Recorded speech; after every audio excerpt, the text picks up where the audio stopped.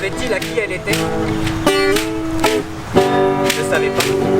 Il supposait que c'était une terre communale, ou peut-être était-elle la propriété de gens qui ne s'en souciaient pas.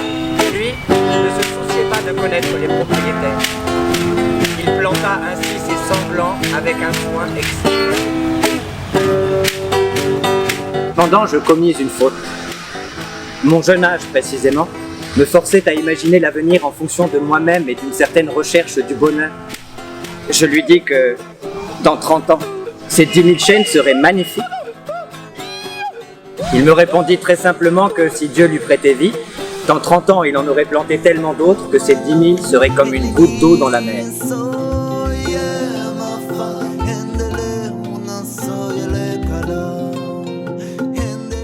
L'histoire de cet homme est vraiment très intéressante parce que voilà, il mérite d'être chanté pour ce travail qu'il a abattu pendant des années pour pouvoir planter des arbres seul. Et je crois que c'est un homme vraiment qui aime la nature. Et s'il y a vraiment des hommes, tous les hommes étaient comme ça, je crois qu'on aura une belle végétation, quoi. Ce qui m'inspire le plus, c'est que c'est son ardeur, sa volonté de faire ce travail. Un travail qu'on n'a pas recommandé, il le fait avec plaisir.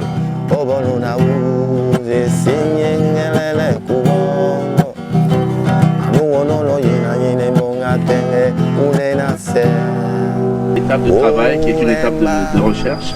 Et c'est l'aboutissement aussi de cette semaine de recherche où on a eu à discuter beaucoup entre nous, à rencontrer des chercheurs à l'université, à faire un déplacement à Agou.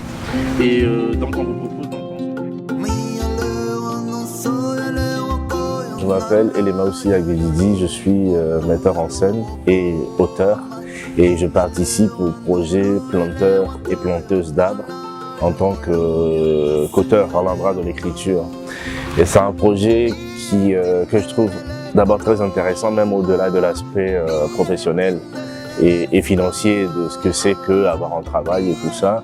C'est que moi, ça vient me toucher à un endroit assez particulier parce que moi, ce que j'essaie de faire à chaque fois que je débute un projet ou en tout cas quand je commence par me questionner sur la participation et l'implication dans un projet, c'est que j'essaie de greffer ce projet en moi pour voir ce qui va germer. Et le rapport à l'environnement, le rapport à l'arbre et à éventuellement les rapports, relations individuelles, intimes qu'on peut avoir avec l'arbre, ça vient toucher quelque chose en moi que j'avais voulu aussi traiter depuis très longtemps, mais le cadre, j'avais pas encore trouvé le cadre pour le faire. Parce que, enfin, pour la petite histoire, la graine qui est à l'origine de l'arbre, en mina, qui est la langue du sud du Togo que je pratique, ça se dit écou. Et écou qui désigne la graine, écou désigne aussi la mort.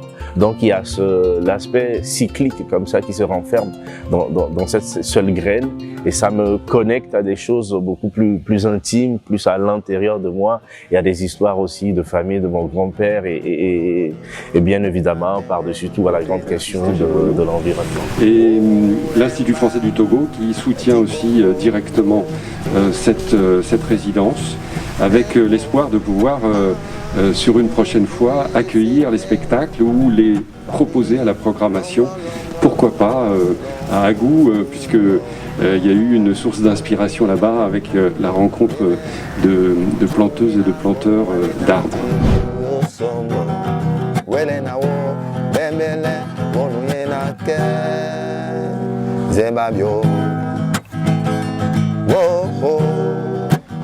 Aniola mo